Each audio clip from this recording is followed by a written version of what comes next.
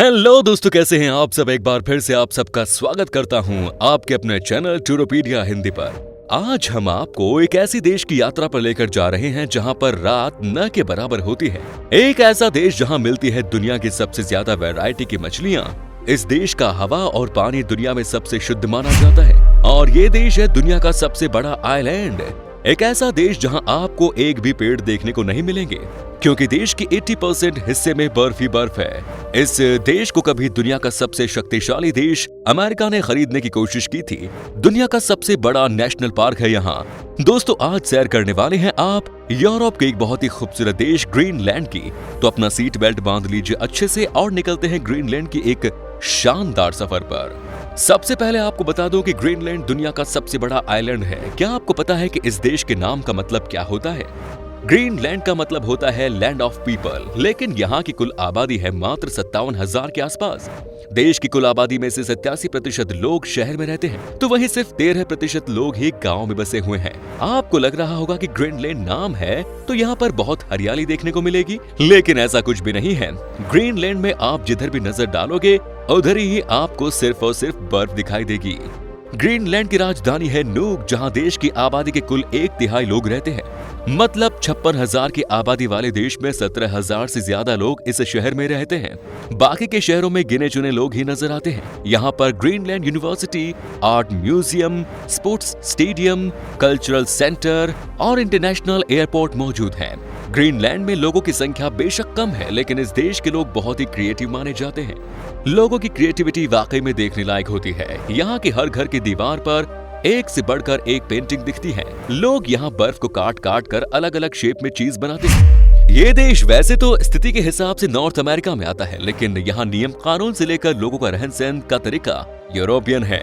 1979 में डेनमार्क ने ग्रीनलैंड को अपने नियम कानून बनाने की अनुमति दे दी, जबकि 2008 में ग्रीनलैंड के लोगों ने अपनी सरकार के लिए वोटिंग किया, जिसके बाद से यहाँ की सत्ता का अधिकार ग्रीनलैंड के पार्लियामेंट को चला गया। हालांकि अभी भी इस देश में डेनमार्क का इंटरफेरेंस है।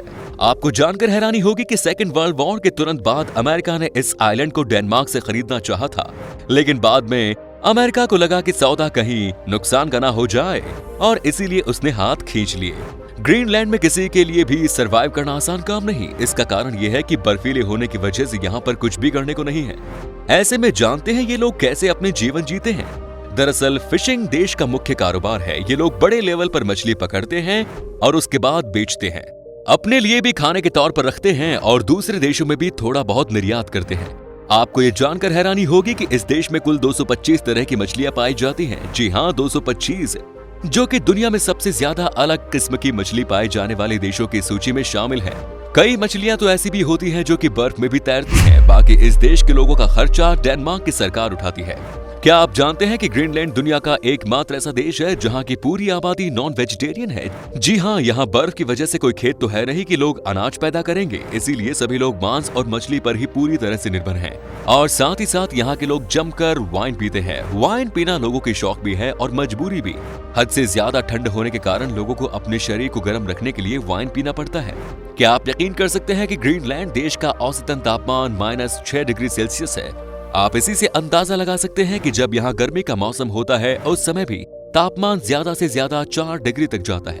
हमारे देश में जब तापमान 4 डिग्री का होता है तो हमें लगता है कि भाई अब तो ठंड से मर ही जाएंगे, लेकिन ग्रीनलैंड में इसे गर्मी का मौसम माना जाता है। वहाँ के लोग इस मौसम के साथ अपने आप को एडजस्ट कर चुके हैं। जैसा कि आप जानते हैं कि सर्दियों के मौसम में यहाँ भयानक ठंड होती है, लेकिन जब धूप निकलती है तो ये देश किसी जन्नत से कम नहीं लगता। जी हाँ, आसमान से अलग अलग किस्म की रोशनियां नजर आती हैं और नीचे बिल्कुल बारीकी से पड़ा रहता है, जिस वजह से सब कुछ सफेद होता है। तभी कहा जाता है कि अगर मौसम खिला हुआ हो तो ग्रीनलैंड गॉड लैंड बन जाता है। इसका नजारा सच में बेहद खूबसूरत है।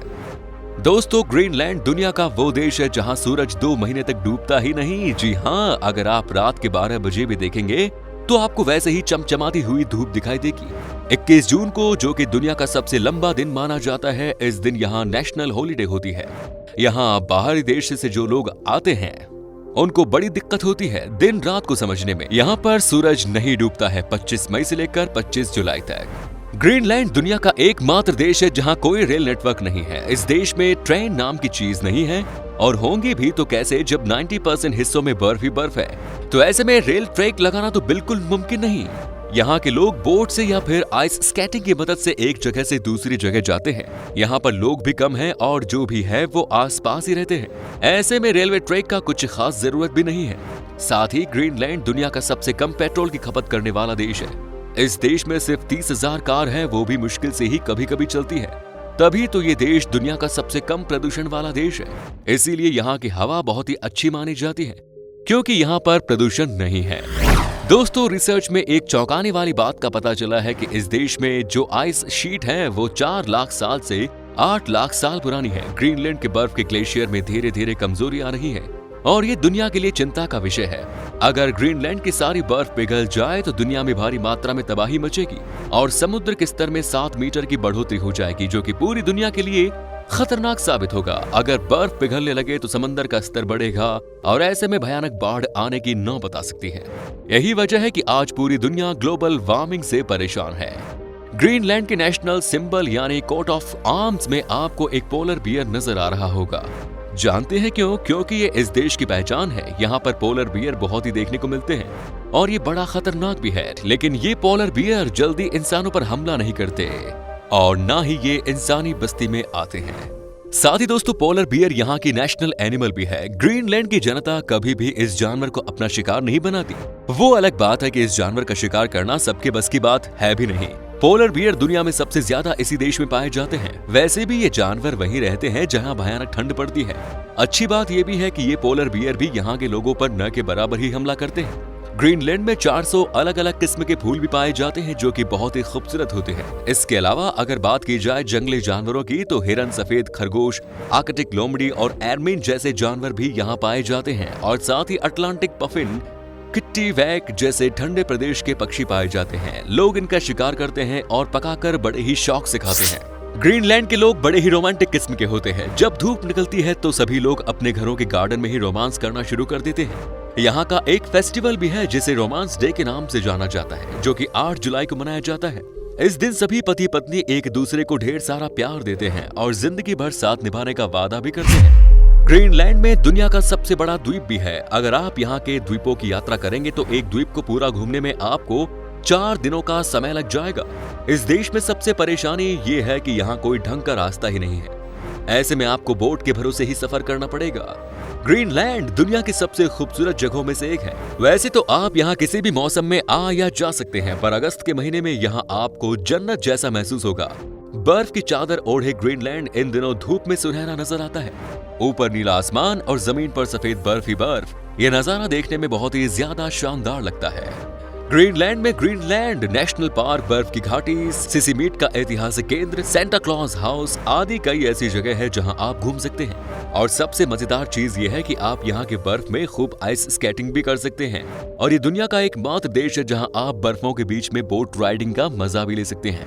ग्रीनलैंड का ओनारटॉक हॉट स्प्रिंग्स एक ऐसा अजूबा है जहाँ आपको हड्डी कपाने वाली ठंड में भी गर्म पानी की छोटी छोटी झील दिख जाएंगी।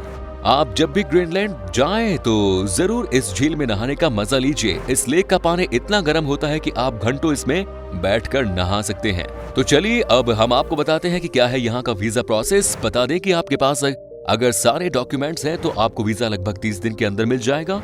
ग्रीनलैंड में घूमने के लिए 6 से 7 दिन में लगभग 1,75,000 से लेकर 2 लाख तक खर्च करने पड़ेंगे। ग्रीनलैंड की करेंसी है डेनिश क्रॉन, जिसकी वैल्यू लगभग 11.71 भारतीय रुपयों के बराबर है।